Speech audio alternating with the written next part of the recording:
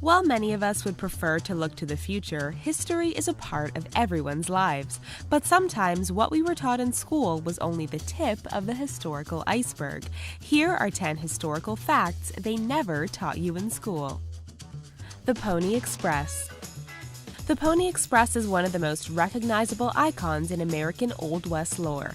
Following the gold rush in 1848, demands for a faster mail delivery service grew, so 3 local businessmen had an idea.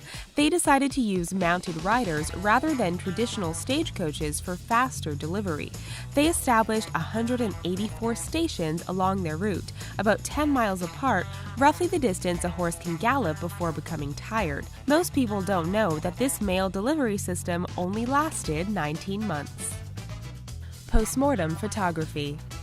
When the daguerreotype, the first camera, was invented in 1839, it made it possible for middle-class families to have images of their loved ones. Many families were not wealthy enough to afford painted portraits, so photography sessions were much faster and less expensive. At the time, childhood mortality was extremely high, so using the daguerreotype to photograph the dead became a very common practice in Victorian-era Britain. Sometimes the only images of the deceased were taken after they had passed. The dead would be positioned to appear as though they were sleeping or propped up in chairs, sometimes with the entire family. Heroin as medicine.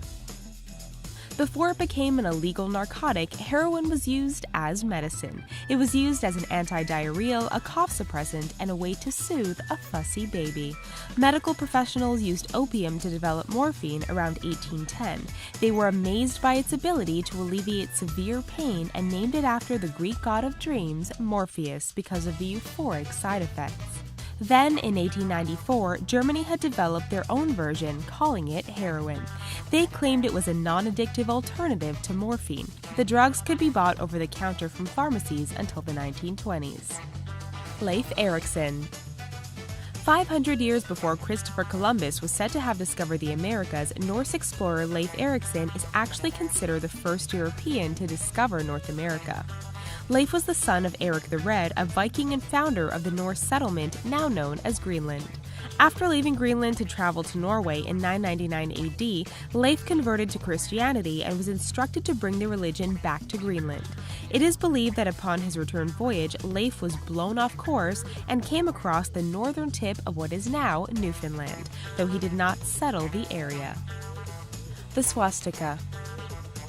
5,000 years before Hitler turned the swastika into one of the most feared and hated symbols in the modern world, it had a very different meaning.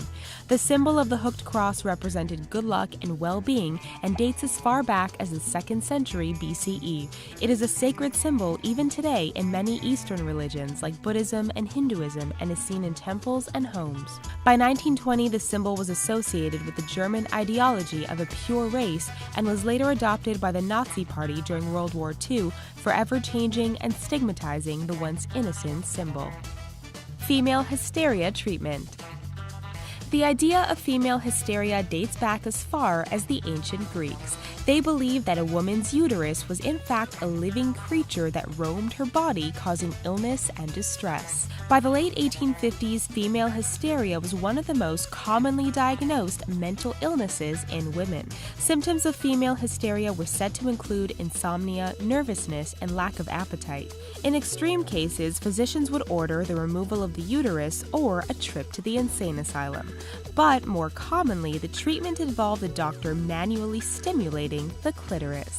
Given the overwhelming amount of patients that were diagnosed with female hysteria, physicians developed the first vibrators to allow women to relieve their own symptoms. World's shortest war. The Anglo-Zanzibar War of 1896 was a conflict between the military of the United Kingdom and the Zanzibar Sultanate. It began with the death of a pro-British sultan. His successor and cousin then took over the palace within hours of his death without the approval of the British diplomats. He was warned to stand down but began to gather his armies instead. Seeing this as an act of war, the British also gathered their troops. The British offered the new sultan an ultimatum: stand down or be destroyed. He refused and the British opened fire. The sultan escaped and left his remaining people to fend for themselves. Within 38 minutes, the war had ended. Dr. Eugene Lazowski.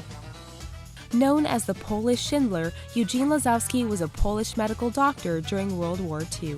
When Germany invaded Poland, Lazowski and fellow doctor Stanislaw Matulewicz began to experiment with bacterial injections.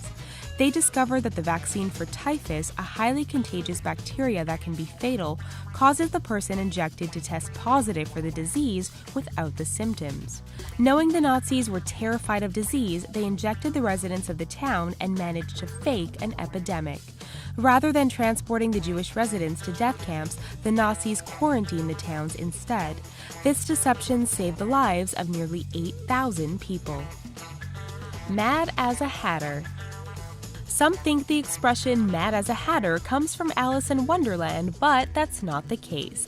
In the 19th century, felt hats were a popular fashion for men in Victorian England, Europe, America, and Russia.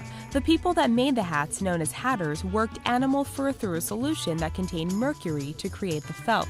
It was later discovered that prolonged exposure to the vapors caused mental confusion and neurological damage, which made the hatters appear to be insane. The syndrome came to be known as Mad Hatter disease. Foot binding.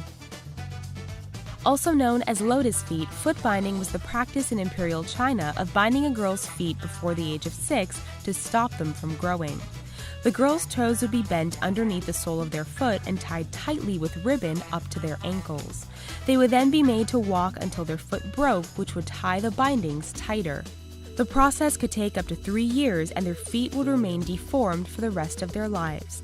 Girls with lotus feet were considered to be the most beautiful and sexually pleasing and earned them a higher rank in society.